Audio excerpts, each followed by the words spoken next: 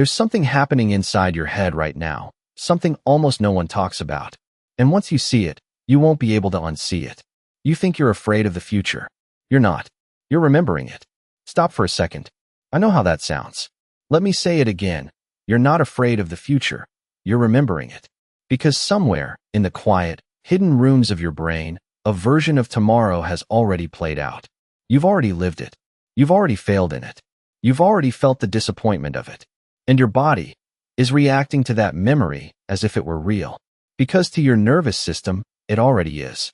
You've spent years trying to fix the past, rewriting beliefs, forgiving people, sitting with the child inside you. You've meditated. You've read Neville. You've listened to Dispenza on long drives. You've journaled until your hand hurt. And still, something keeps repeating. Something keeps pulling you back into the same emotional weather, no matter how much you clean up behind you. And maybe, quietly, you've started to suspect it, that the problem was never really behind you, that you've been digging in the wrong place. Because while you were busy healing yesterday, your brain was doing something else. Something it does every second, without asking you. It was building the future, coding it, storing it, filing it away, as if it had already happened. And then, every morning when you wake up, it hands that file back to you. It calls it intuition. It calls it realism. It calls it being prepared. But it's not preparation. It's prophecy disguised as protection. So let me ask you something. Not as a teacher, not as a guru, but as someone who spent a long time trying to fix yesterday and couldn't understand why tomorrow kept arriving wearing the same face. What if the version of your life that hasn't happened yet is the one running everything? What if it's already shaping how you move, how you feel, how you decide? And the strange part is, some part of you already knows this. You felt it before. You just didn't have the words. Let me tell you something about the brain, something neuroscience took almost a century to admit. For a long time, we believed memory was like a recording, a library, a dusty archive somewhere in the back of your skull where the past lived. Waiting. You remember your mother's kitchen, the day you got that phone call, the smell of a place you used to live. And we assumed all of that was stored somewhere, intact, like a film. But it's not. None of it is. Memory isn't a recording. Memory is a construction. Every time you remember something, your brain rebuilds it from scratch, using the same machinery it uses to imagine. The same circuits, the same regions, the same internal choreography. When you remember your 5th birthday, and when you imagine yourself 5 years from now, your brain is doing almost the same thing. It's the same instrument, playing 2 different songs. And the instrument doesn't really care which one is true. This is what researchers call episodic future thinking. The brain treats the future the same way it treats the past. It builds it. It fills it with detail. It places you inside it, gives it color, weight, temperature, and then stores it quietly without telling you. And here's the part that should stop you. Your nervous system cannot tell the difference. It reacts to a vividly imagined future, the same way it reacts to something that already happened. Same cortisol, same heart rate, same tightness in the chest, same shallow breath. The body doesn't ask if it's real. The body just obeys. So when you sit at night and your mind drifts into next month's bills, into a conversation that hasn't happened, into a rejection you haven't received, into a version of your relationship slowly falling apart, your body isn't preparing for that future. It's living it. Right now. In this moment. The same way it would live a memory. And this is where it starts to get uncomfortable. You've been told again and again that you create your reality with your thoughts, your feelings, your beliefs. And part of you knows it's true. But somewhere along the way, that idea got simplified, reduced, distorted. Think positive. Visualize the car. Feel the feeling. Repeat the affirmation. As if manifestation were a vending machine and the universe was waiting to respond. That's not what's happening. What's actually happening is much stranger and much more intimate. Your brain is running simulations every second of the day. Thousands of them. Most of them you never even notice. You're driving, showering, stirring your coffee, and beneath the surface, your mind is rehearsing tomorrow. It's testing outcomes, previewing conversations, scanning for danger by imagining what could go wrong. And every one of those simulations leaves something behind. A trace, a residue, a small deposit in what your nervous system begins to recognize as familiar. And what becomes familiar becomes magnetic. And here's the part almost no one explains clearly. The brain doesn't move you toward what you want. It moves you toward what it expects. And that difference changes everything. An expectation always wins. Every single time. Because expectation is what the brain treats as real. Not what you expect. Let that land. You can want a completely different life with every cell in your body and still wake up tomorrow and walk straight back into the same one. Because wanting and expecting don't live in the same place. And the one that decides your life is expectation. Think about how this actually plays out. You meet someone new. The first date goes well. There's chemistry. There's possibility. You're walking home. And somewhere between the third and the fourth block, something quiet begins. Your mind starts building. It builds the second date. Then it builds the delay in texting. Then it builds the moment they disappear, just like the last one did. By the time you reach your front door, you've already lived a small heartbreak that hasn't happened. And now your body knows that ending. It holds it like a memory of a future. So a few days later, when their reply comes a little slower than usual, you don't read it as neutral. You don't read it as they're busy. You read it as confirmation. Because somewhere inside you, this has already happened. You've already felt it. You've already stored it. And now, you're not responding to reality anymore. You're responding to the rehearsal you ran, walking home. That night, this is the loop. Quiet. Invisible. And it sits underneath the life you keep almost living, but never quite reaching. You think you're afraid of being abandoned, but you're not. You're remembering an abandonment your brain manufactured last Tuesday at 11 p.m. when you couldn't sleep and your mind started calculating your life. You think you're afraid of failure, but you're not. You're remembering a failure your brain rehearsed in detail while you were stuck in traffic. You think you're anxious about money, but you're not. You're remembering a version of yourself 3 years from now, broke, embarrassed, a scene your nervous system filmed in high definition the last time you opened your bank app. And every one of those manufactured memories is shaping everything. The way you walk into today, the way you answer an email, the way you price your work, the way you enter a room, the way you receive a compliment, the way you tense the moment something good begins to happen. Because some part of you already knows how it ends. Or at least it thinks it does. You call it being realistic. But it's not realism. You're being haunted by a ghost that hasn't even been born yet.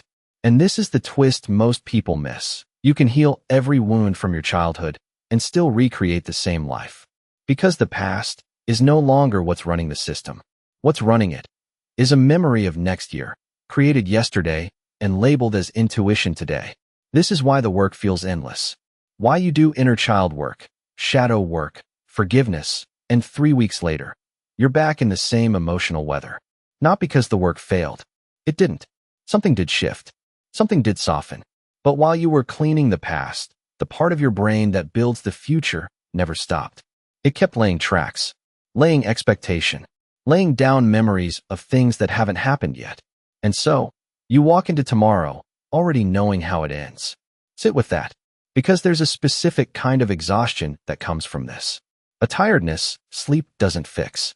The exhaustion of carrying a future that hasn't arrived, of grieving something you haven't lost, of bracing for an impact that may never come, but your body has already absorbed again and again in private. You wake up tired, and you don't know why. The day hasn't even started, but you're already drained. Because some part of you spent the night living scenes that don't exist. Some part of you already went to that meeting before you got there. Already had that conversation before they came home. Already watched your job fail in multiple versions before you even brushed your teeth. And then you sit down to meditate, and you wonder why your system won't settle. Why stillness feels so far away. It's not because you're broken. It's not because you're not spiritual enough. It's because you've been time traveling all night, and the body always pays the bill. People say, the body keeps the score. And that's true. But what almost no one tells you is that the body also keeps the score of things that haven't happened yet. The body remembers the future. You keep showing it. It learns the shape of that future. It builds itself around it. Your posture, your breath, your tension, all start organizing around a tomorrow that only exists in your mind. That tightness in your shoulders right now, it's not from yesterday. It's from a Tuesday, 3 weeks from now, that you've already lived 17 times in the background of your mind. So now the real question appears. How did this even start? When did your brain begin building tomorrows you never asked for? And the answer is older than you. Much older. Your brain didn't evolve this ability to hurt you. It evolved it to keep you alive. 100,000 years ago, out on an open plain, the human who could imagine the future survived longer than the one who couldn't. The one who could picture the predator before it arrived lived long enough to eat. The one who could rehearse the hunt before it began came home with food. Imagination wasn't a luxury. It was a weapon. It was survival. So your brain learned something extraordinary. It learned to live, partially, in a place that doesn't exist yet, to build what's coming and react to it before it arrives. And for most of human history, that was a gift, a survival gift. But here's the shift. The world changed, but the system didn't. The planes are gone. The predators are gone. The famine, mostly gone. But the machinery is still running. Full speed. Every day, with nothing to hunt. So now, instead of imagining the lion, your brain imagines the email. Instead of rehearsing the hunt, it rehearses the conversation with your boss. Instead of scanning the horizon for danger, it scans your life for everything that could collapse.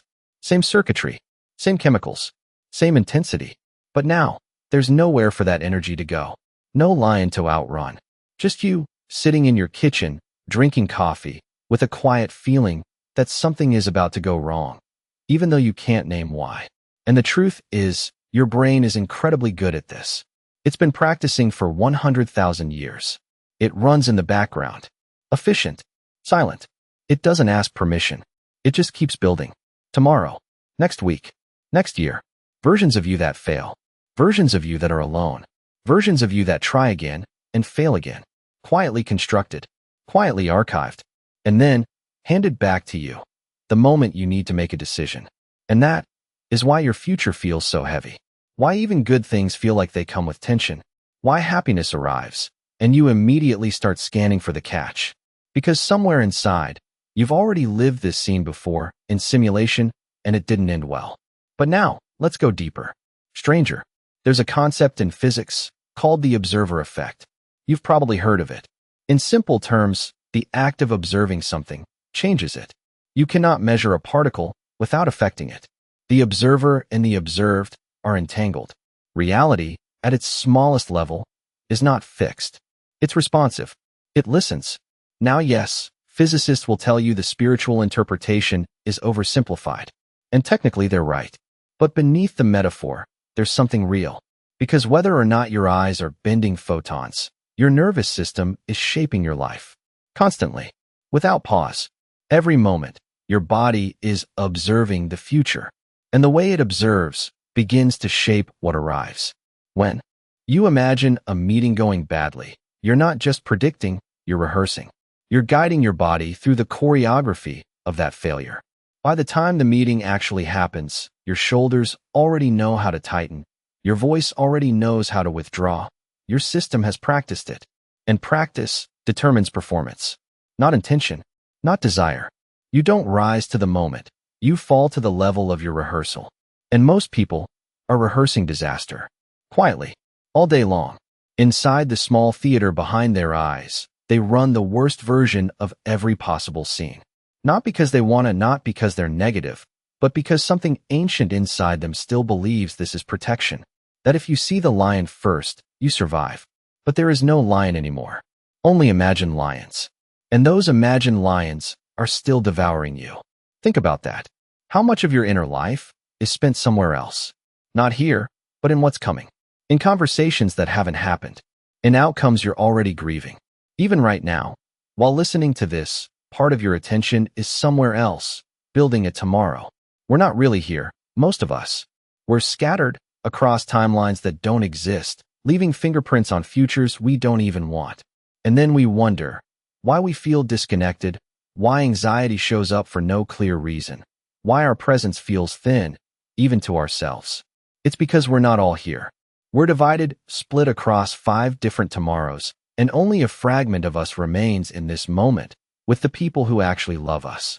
There's an old teaching that says, where your attention goes, your life goes. And that's true, but incomplete. Because attention is light.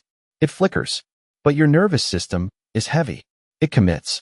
And when your nervous system commits to a future, that future begins to gather around you, like weather.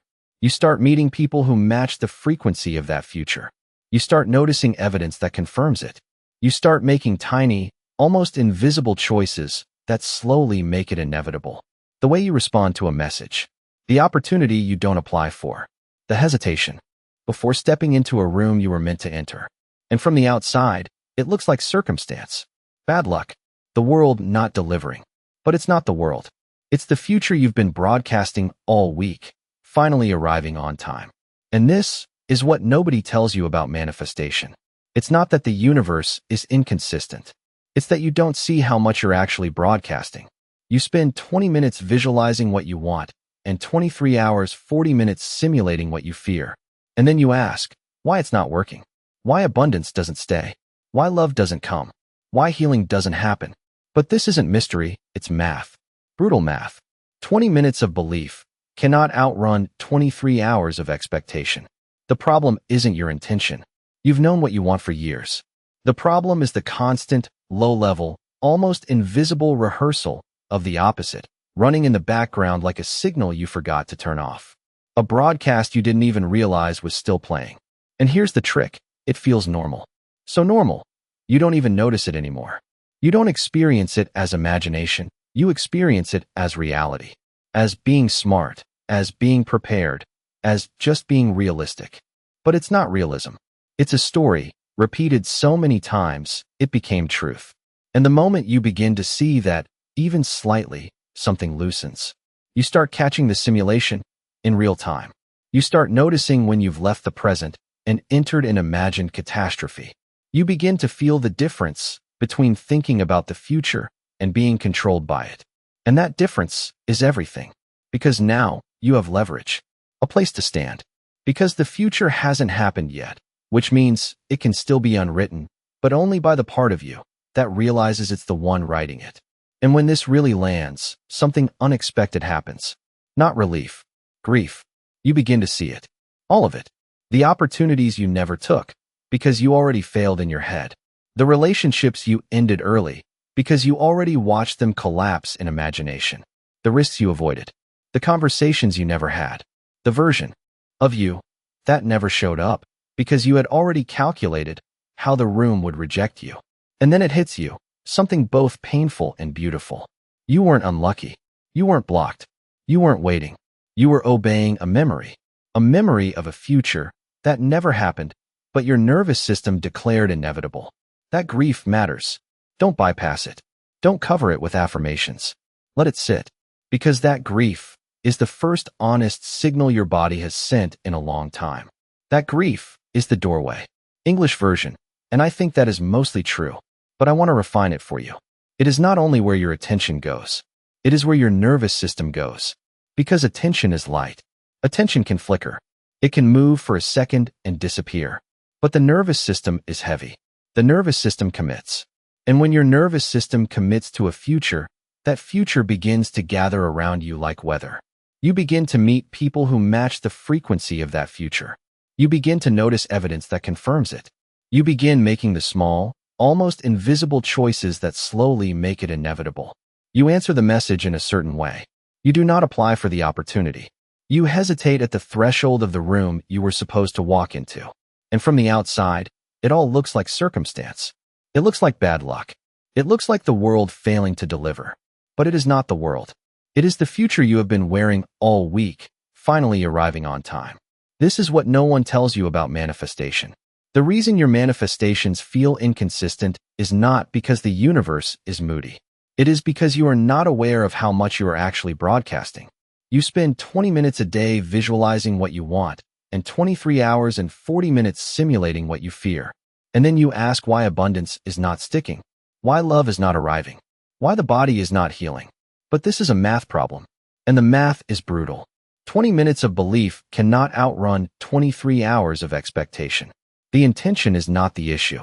The intention has always been there. What you want is clear. What you have wanted has been clear for years. So the problem is not intention.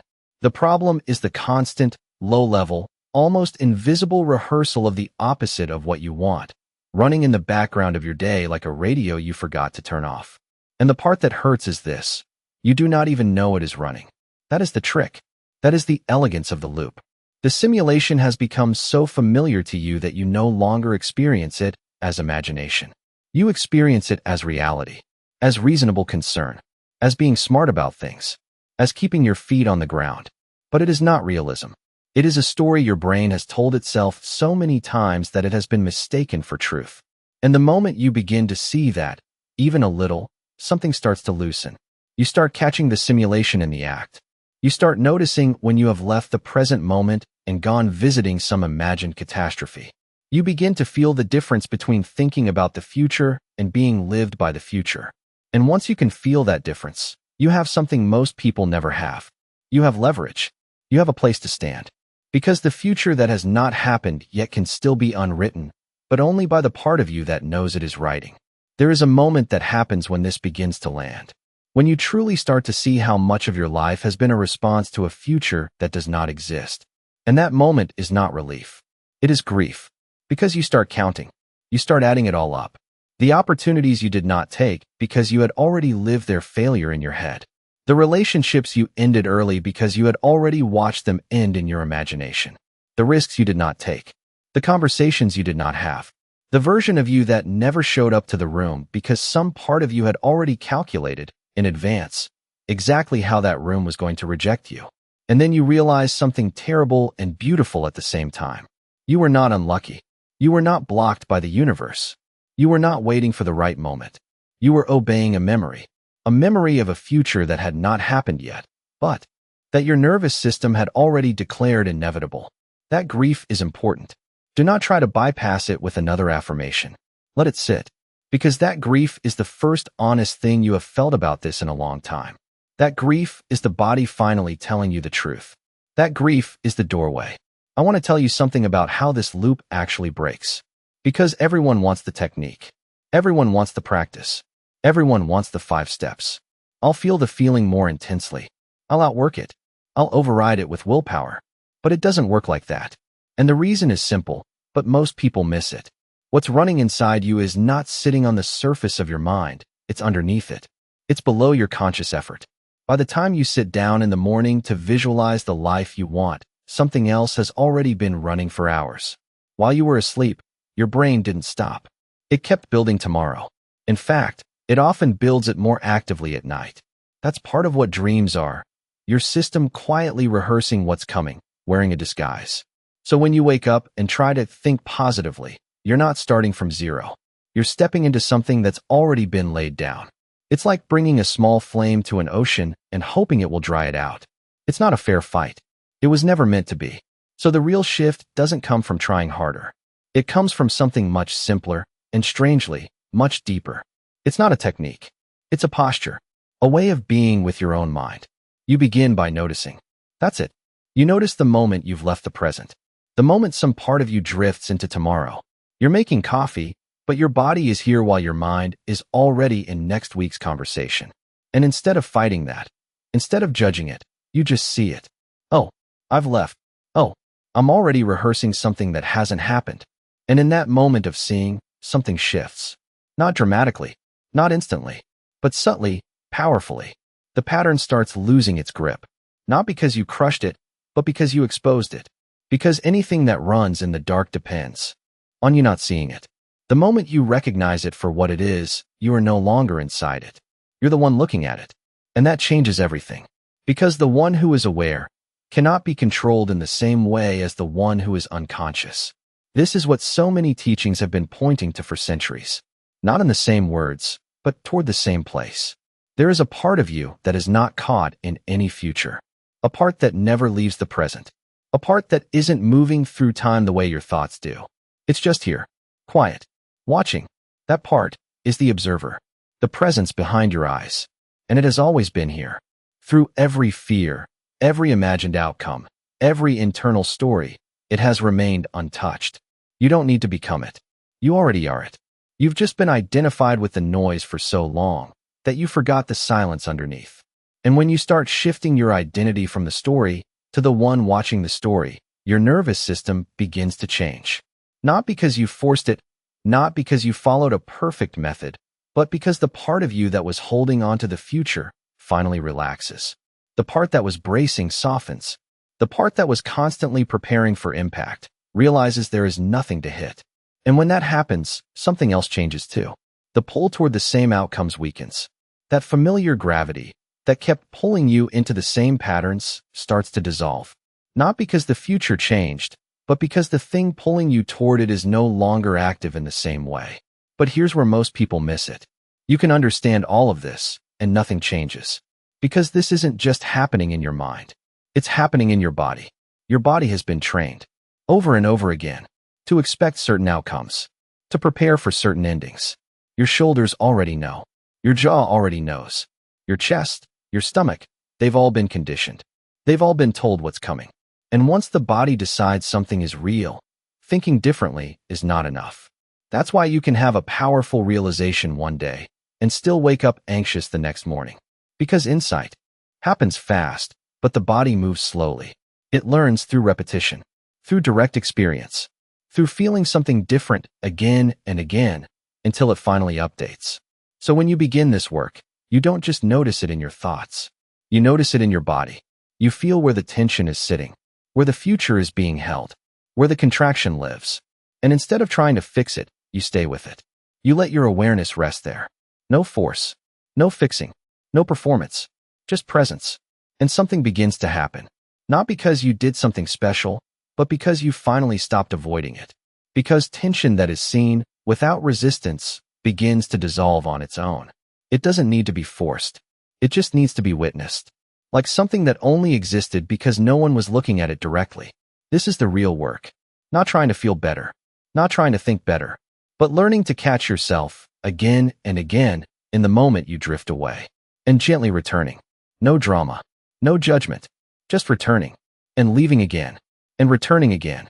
And slowly, something changes. The distance gets shorter. The patterns get weaker. The future feels lighter. Until one day, you wake up, and nothing outside has really changed. But something inside has. You're making breakfast, and you're actually there. Not in next week. Not in next month. Just here. And that is enough. And when the future arrives, it doesn't feel like something you've already lived. It feels new. Unwritten. Open. Because for the first time, you weren't there ahead of it, trying to control it. This is what presence actually means. Not enjoying your coffee more, but no longer building tomorrow while you're still inside today. And now, there's something harder to hear. It is also running protection. Some part of you has been building these futures again and again for a reason. Not because your brain hates you. Not because your nervous system is broken. But because somewhere along the way, your system learned that imagining the worst was the safest thing it could do. And it has been doing it ever since. Faithfully. Without complaint. Like an old guard dog that does not know the war is over. Think about it. If you imagine the worst, and the worst actually happens, you are prepared. You saw it coming. You are not blindsided. There is a strange dignity in that. A kind of self-respect. And if you imagine the worst, but the worst does not happen, even better. You feel relieved. You feel lucky. You feel like you escaped something. Your nervous system gets a small reward and says, see, my vigilance worked. And if you imagine the best, and the best happens, yes, of course, you are happy. But if you imagine the best, and the worst happens, that becomes the deepest kind of pain. The pain of having lowered your guard. The pain of feeling naive. The pain of feeling like a fool. And somewhere deep inside the design of your nervous system, that pain registers as worse than almost anything else. The pain of hoping and being wrong to hope. So your brain made a calculation a long time ago. A calculation it never told you it made. It decided that the cost of hoping and being disappointed was higher than the cost of bracing and being right. And it has been making that decision every day since, in the smallest moments. In the way you receive a compliment. In the way you respond to good news. In the way you wait for the other shoe to drop, even when there is no other shoe. This is not a flaw in you. This is a strategy. A strategy designed by something in you that loves you in the only way it knew how. And until you can feel that, until you can actually meet the part of you that has been doing this, you cannot change it. Because you will keep trying to defeat it. You will keep trying to override it with positive thinking, visualization, gratitude practice, and higher vibration. And it will keep returning, because you cannot override love. You cannot argue with a guard dog that believes it is protecting you. You can only sit with it long enough for it to begin to trust you. Long enough for it to believe that you can take care of yourself now. Long enough for it to finally lie down. This is the missing piece in most conversations about manifestation. Everyone wants to know how to imagine better, but almost no one wants to know why they imagine the way they do. Almost no one wants to look at the part of themselves that has been faithfully rehearsing disaster for 30 years, not out of weakness, but out of devotion to survival. That part of you is not your enemy. That part of you is the one that got you here. That part of you is part of the reason you are still alive. But it is working with old information. It is still operating under the conditions of a childhood that ended a long time ago. It is still trying to protect you from a parent who is no longer in the room. Still trying to brace you for a betrayal that happened when you were 9. Still trying to keep you safe from a world that no longer exists. And every time it builds a worst-case future, it is saying the same thing. I will not let you be surprised. I will not let you be hurt the way you were hurt before. I will not let you walk into a room unprepared. I love you too much to let you be naive. This is the conversation you need to have with that part of yourself. Not in your head, not as theory, but somewhere quieter than thought. You have to thank it, genuinely, for what it has done, for how hard it has worked, for how long it has been on duty. And then, slowly, gently, you begin to tell it the truth. The truth that the war is over. The truth that you are not 9 anymore. The truth that the room is different now. The truth that bracing for disaster is not the same as being safe. That you can survive being surprised. That you can survive being disappointed. That you have already survived worse than disappointment, and you are still here. This is when something begins to shift in the body, not in the mind. The mind has known these things for years. The mind has read the books. The mind has had the breakthroughs. But the body has not been informed. The body is still on guard. The body is still scanning the horizon. And the body only stands down when something beneath the mind speaks to it in a language the mind does not know. That language is felt safety. Felt safety is not believed safety. Felt safety is when the nervous system, deep underneath all your thinking, finally exhales. And it does not exhale because you argued it into peace. It exhales because something in you, the part that has been watching, finally turns toward it with real presence, real patience, real love. And in that meeting, the loop stops. Not because you forced it to stop, but because the reason it was running has finally been heard. Now, here is where this connects back to the future, because I do not want you to lose the thread. The futures your brain has been building are the children of this protective part. They are its offerings. It says, look, I made you a tomorrow where you are rejected, so you can be ready. Look, I made you a tomorrow where you are alone, so you can armor up. These futures are gifts. Strange gifts. Painful gifts. Well-intentioned gifts from a part of you that does not know how else to love. And when you can finally see them as gifts, even the painful ones, something in you stops fighting them. You stop pushing them away. You stop trying to replace them with shinier visualizations. And you begin to receive them with a kind of tired tenderness. You hold them. You acknowledge them. And then, very gently, you set them down. Not because they are wrong, but because you do not need them anymore. And letting them know they can finally clock out. And when those parts of you finally clock out, the rehearsals begin to slow down. They do not disappear all at once. The brain still does what the brain does. It still builds, still scans, still tries to protect. But those old future scenes begin to thin out. They lose their grip. The nervous system stops broadcasting them with the same intensity. And slowly, the future begins to feel different. Less crowded. Less inevitable. Less already written. And there is a strange quality to this that people often struggle to explain. They say things like, my future feels open now. Or, I do not know what is coming, and somehow that feels okay. Or, I used to feel like my life was on rails, and now I feel like there is an actual road ahead. And what is happening is exactly that. The rails were the old rehearsals. The rails were those futures laid down again and again by the part of you that was trying to keep you safe. And when that part finally stands down, the rails begin to dissolve. And what remains looks a lot like freedom, but it does not feel the way you thought freedom would feel. It feels uncertain. It feels open in a way that is almost uncomfortable at first, because for the first time in a very long time, you do not know exactly how tomorrow ends. And then you realize something. You have been calling that uncertainty fear for most of your life.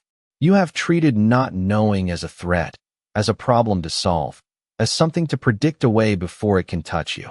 But it is not fear. It is potential. It is the unwritten. It is the empty page your nervous system has been terrified to leave alone.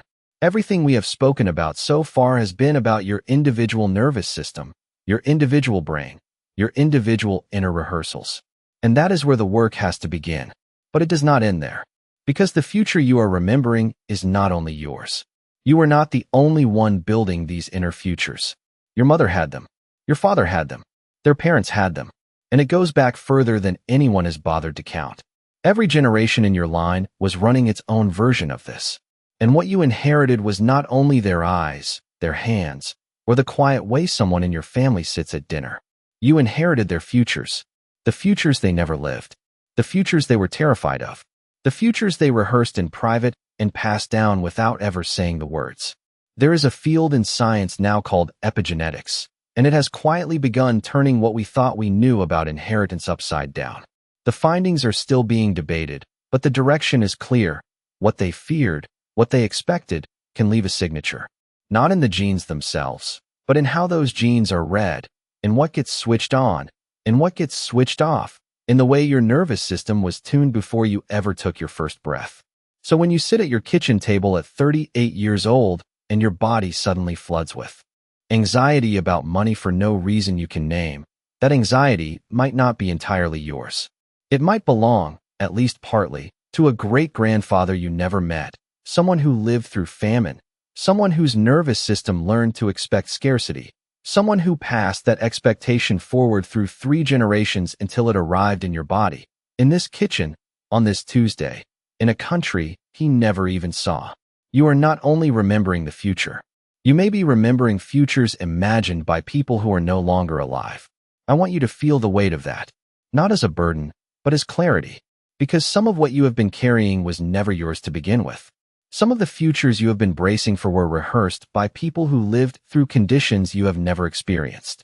People who needed those inner warnings to survive. People whose rehearsals worked, in the sense that they kept the bloodline alive long enough to produce you. And now those same old patterns are running in a body that does not need them anymore. In a life with different conditions. In a world your great-grandmother could not have imagined.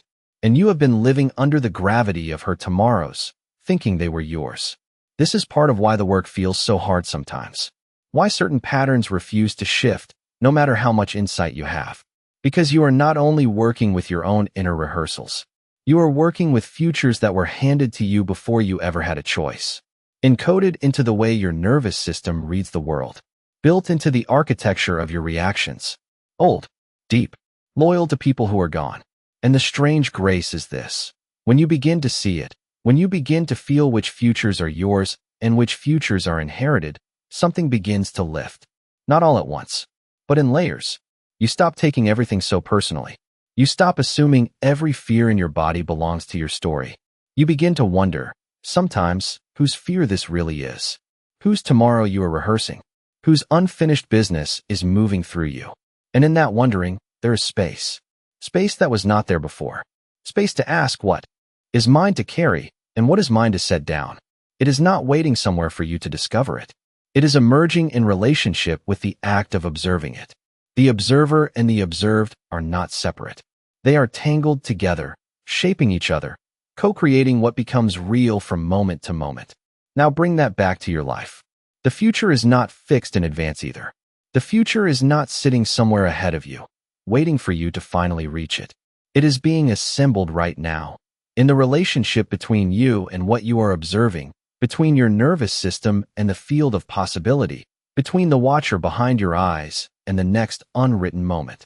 And what determines how that next moment crystallizes is not simply what you wish for. It is what you observe, where you place your attention, what you treat as already real, what you rehearse so faithfully that your body begins to gather it. This is the deeper meaning of the observer effect. Beyond the physics, you are not a passive receiver of your future. You are not just waiting for it to arrive.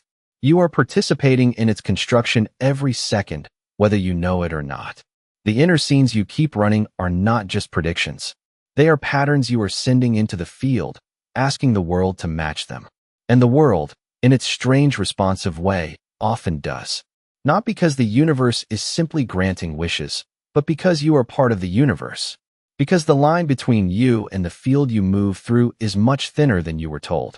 Because when the nervous system commits to a future, it does not only predict it.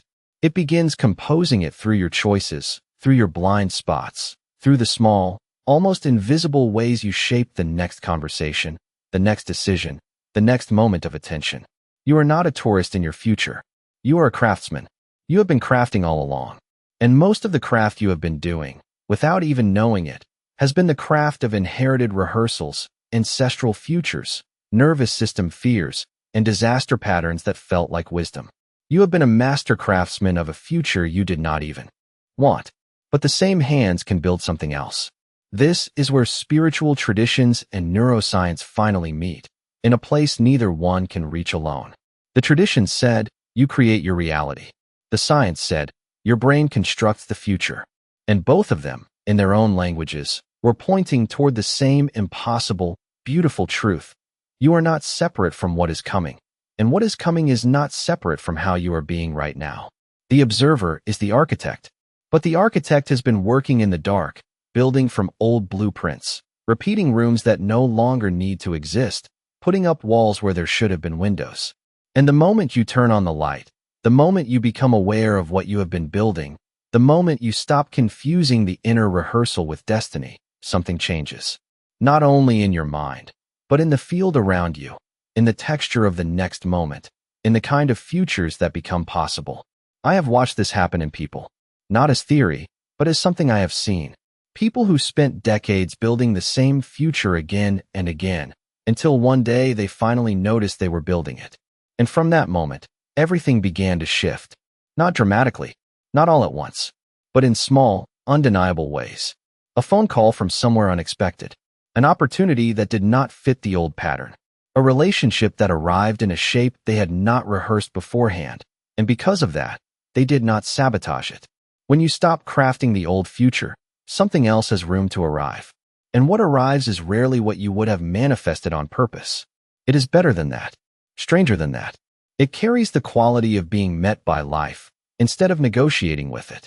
This is what people are really reaching for when they talk about flow, surrender, and letting go of the outcome. They are not talking about giving up. They are talking about stopping the compulsive construction of an outcome, so something else can come through. And what comes through is not just a manifestation. It is a meeting between you and the next moment, with no script, no rehearsal, no inherited future standing in the way. That meeting is what you have been hungry for, even when you thought you were hungry for results. That meeting is what the spiritual path was always pointing toward. That meeting is the doorway most of this work has quietly been preparing you to walk through. If you are still here with me, all the way at this point in the video, I want to invite you to subscribe to our channel and follow us every day.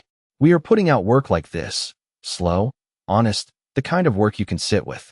And the people who find it are usually the ones who have already done a lot of the surface work and are now looking for something underneath. If that is you, you will know. You are already feeling it. And I am pointing this out here, now, because the kind of conversation we are having today does not really land in one sitting. It works in layers. It works the way a good book works. You read it once, then a year later you read it again, and suddenly it is a different book because you are a different person. So if something in this is reaching you, come back to it. Let it work on you slowly. The understanding you have right now is not the understanding you will have in 6 months if you keep walking. And we have talked about the observer effect, about the way your attention is not merely watching reality, but participating in its construction. But there is one piece I have not placed in your hands yet, and it may be the most practical piece of all. Your future does not change when your thoughts change. Your future changes when your relationship to your thoughts changes. Let me say that again. Your future does not change when your thoughts change. Your future changes when your relationship to your thoughts changes. Because most people, when they hear about manifestation, when they hear about creating reality, when they hear about the observer effect, immediately assume they need to change their thoughts. They think they need to be more positive. They need to replace the negative ones. They need to patrol their inner world like an anxious teacher holding a red pen. But it does not work. Not for long. You can replace a thought, but you cannot replace the system that keeps producing it. And that system keeps producing it because of your relationship with it, because of how you receive it. because of whether you treat the thought as truth or as weather. When a thought arrives and says, "This is not going to work out," you do not have to argue with it. You do not have to replace it. You do not have to chant something more positive over it. You only have to look at it. Just look. And in that looking, gently ask, is this really me speaking? Or is this an old future pattern running again? Is this a real assessment of what is in front of me? Or is this a memory of a future my nervous system inherited and never updated? That question, asked sincerely, does more than 10,000 affirmations because it puts you in relationship with the thought instead of inside the thought. And the moment you are in relationship with it, you are free. Not free from having the thought. You will still have it. These inner rehearsals do not stop overnight. And honestly, they may never fully stop. The brain will keep doing what the brain does. But you no longer have to obey it. You no longer have to take its word as law. You no longer have to organize your whole day around its predictions. The thought becomes weather, and you can have weather without becoming the weather. This is where the observer effect becomes personal, because the act of observing your own inner futures changes them. It changes their density. It changes how much of your nervous system gets recruited to enforce them. And as the grip loosens, the future that once pulled toward you with such gravity begins to lose its shape. New futures, futures that were never on the old rehearsed track, begin to become possible. Not because you forced them, but because you stopped enforcing the old ones. There is an old line I have been sitting with for years. It comes from contemplative traditions in different forms, but the essence is the same. You do not have to clear the sky. You only have to stop being the cloud. That is it. That is the whole thing. You do not need to fix every thought. You do not need to engineer a perfect mental environment. You only need to stop identifying so completely with the clouds that you mistake them for the sky. And the sky, when you finally rest as it, is not waiting to be created. It is already there. It was always there. It was there underneath every inner future, every inherited fear, every rehearsed disaster. The sky does not need to be earned. It only needs to be returned to. Now I want to say something about time, because we have been circling it this entire video, and it deserves to be named directly. The future and the past are not as separate as you were taught. In the deepest layers of contemplative experience, and in the strangest corners of physics, time does not behave the way ordinary life makes it seem. The arrow we feel, the strict sequence of yesterday, today, tomorrow, is partly a feature of how the human brain organizes experience. It is not necessarily a feature of reality itself. There are people who have spent their lives in deep meditation who describe time differently. There are physicists who, when pressed, will admit that the equations do not really require time to flow in only one direction. And there are moments in dreams, in grief, in profound presence, when the boundaries dissolve and you understand in your bones that somehow, all of it is available at once. I am not asking you to believe in any particular metaphysics. I am not selling you a cosmology. I am pointing to something simpler, more humble. Just this: the future and the past are both being constructed in your nervous system right now. Both of them. The past you remember and the future you anticipate are happening in the same place, in the same moment, in the same body. You are not retrieving them from different rooms. You are building both of them in the only room there is, the present. And the present is where the work has always been. This is why all the great traditions, when you strip them down, end up pointing to the same place. Be here now. The kingdom is within. The eternal moment. The eternal now. They sound like cliches because they have been repeated so many times, but they are not cliches. They are descriptions of the only place where these future patterns can actually be met, the only place where inherited fears can actually be set down, the only place where the observer can actually observe. You cannot change the past. You cannot control the future, but you can be here. And being here fully, with the inner rehearsals included, with the inherited fears included, with all of it included, is the move that unwrites what needed to be unwritten. Most people do not want to hear this. They want a technique. They want a 5-step program. They want a 30-day challenge. And those things have their place. They can be useful. They can be doorways. But they are not the destination. The destination is something much simpler, much harder, and much more available than any method. The destination is here. Here with your nervous system. Here with your inherited weather. Here with your inner futures, your protective parts, your bracing, your hoping, your tired old tomorrows, and your tender new ones. All of it. Here. Witnessed. Held. Allowed. That is the work. That is all of it. Everything else is decoration. So let me bring this home. You came into this video maybe thinking we were going to talk about manifestation, about bending the future, about making tomorrow obey your intentions. But what we have actually talked about is something else. We have talked about how the future has been bending you, how it has been writing itself in the back rooms of your nervous system, using your inherited fears, your protective parts, your rehearsed inner futures, your great-grandmother's hunger, your father's silence, and the moment when you were 9 and decided it was safer not to hope. We have talked about how the brain does not store the past the way you thought it did, how it rebuilds it every time from the same materials it uses to build tomorrow, how memory and imagination are not truly separate things, how your nervous system reacts to a vividly imagined disaster the same way it reacts to a real one, how you have been living for years in futures that have not happened yet, paying their tax with your sleep, your shoulders, your breath. We have talked about how the observer is not separate from the observed, how the act of watching your inner futures changes them, how the sky was always behind the clouds, waiting to be returned to. And we have talked about the protective part of you, the one that has been rehearsing disaster not because it is broken, but because it loves you in the only way it learned. The part that needs to be thanked, not defeated.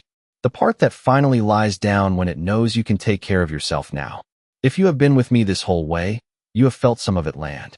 Not all at once. That is not how this works. It lands in pieces. It lands when you are brushing your teeth tomorrow and you catch yourself rehearsing a conversation that has not happened. It lands when you are walking next week and you notice your shoulders bracing for nothing. It lands at 3 in the morning, in the soft dark, when something in you finally exhales because no one is asking it to perform anymore. The work does not happen during the video. The work happens after. So I am not going to give you a closing technique. I am not going to send you away with a plan, or a morning routine, or a script to memorize. You do not need another thing to do. You already do too many things. What I will leave you with is something quieter. The next time you catch yourself living in a future that has not happened, do not fight it. Do not replace it. Do not perform spiritual aerobics over it. Just look at it. Long enough to see that it is a constructed inner scene. Long enough to notice it has the texture of memory, even though it has not happened. Long enough to feel where it is sitting in your body, in your jaw, in your chest, in your gut. And then, very gently, ask it whose future this is. Whose tomorrow are you carrying? Whose inheritance are you wearing today? You may not receive an answer in words. That is fine. The asking does the work. And one more thing. The last thing. Somewhere in the middle of all this, you may have noticed something. A part of you has been listening that usually does not get to listen. A part of you has been watching with a kind of recognition, as if it already knew, as if it had been, waiting for someone to say it out loud. That part of you is the one that was never inside the inner scene. That part of you is the watcher, the one that has been here the entire time, watching every future come and go, watching every fear arrive and pass, watching every inherited weather move through the body like a stranger. That part of you was never afraid of the future, because that part of you is older than the future. It does not live in time the way these rehearsals do. It lives in something else, something quieter, something that does not need to know what is coming because it is not going anywhere. You have called that part of you many things over the years. Your gut, your soul, your higher self, your essence. The names do not matter. What matters is that it has been here. And it has been here through everything. Through every imagined catastrophe, every rehearsed loss, every inherited fear moving through you like wind through a house with all the doors open. That part of you is what is listening to this sentence right now. And tomorrow, when the old pattern starts up again, when the future begins trying to remember itself through you, that part of you will still be here. Quiet, unhurried, available, waiting for you to remember that it was always the one watching. If something in this reached you today, share it with someone who needs to hear it. Someone exhausted by a future that has not happened. Someone who has been doing the work for years and cannot understand why the same patterns keep returning. Someone who is tired in a way sleep does not fix. Send it to them. Do not explain it. Just send it. And subscribe to the channel if you have not yet, because what we are doing here is slow and unhurried, and it works in layers. The next video will reach a different part of you than this one did. They build on each other. They are meant to be walked together. And leave a comment. Tell me sincerely what landed, where this met you, what you saw about yourself that you had not seen before. I read them. I do. And tell me what you want me to talk about next. What is the conversation you have not been able to find anywhere else? The one nobody is willing to have with you. Tell me, and I will see what I can do. For now, before you close this and return to your life, sit for a moment. Just a moment. Do not move. Do not reach for the next thing. Notice that you are here. Notice that the future has not happened yet. Notice that the part of you that has been waiting all your life is still waiting. It can wait a little longer.